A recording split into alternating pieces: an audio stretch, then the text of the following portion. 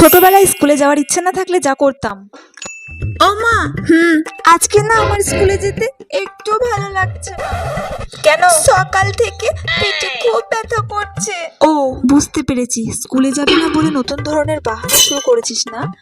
দাঁড়া, আজকে তো সারাদিন এমন অবস্থা করবো না যে তুই স্কুলে যাবো না সেটার কোনোদিনও বলবি না। ঠিক আছে, আজকে যেতে হবে না তাহলে তোকে। যা গিয়ে রেস্ট কর। ঠিক আছে মা। ও মা, সকালে টিফিনে কি করেছো? তুই বললি না তোর পেটে ব্যথা করছে, সেই জন্য তোর জন্য কাঁচকলা সেদ্ধ করেছি আর মুড়ি। চল। কাঁচকলা সেদ্ধ আর মুড়ি, এইসব খেতে হবে আমাকে এখন? এর থেকে ভালো হতো আমি স্কুলে চলে যেতাম, ভালো ভালো টিফিন তো খেতে পেতাম।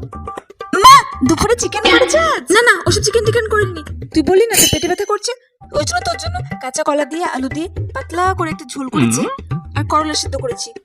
চল খেয়ে নিবি। আমার সেই কাঁচকলা সাথে ওই করলা সেদ্ধ। আর হ্যাঁ, রাতেও কিন্তু করলা ভেজে রেখেছি তোর জন্য, ওটাই রুটি দিয়ে খেয়ে নিবি, ঠিক আছে? দেখ কেমন লাগে, স্কুলে গেলে তো ভালো ভালো টিফিন আবার সেই করলা, সারা দিনটা আমার নিতাম।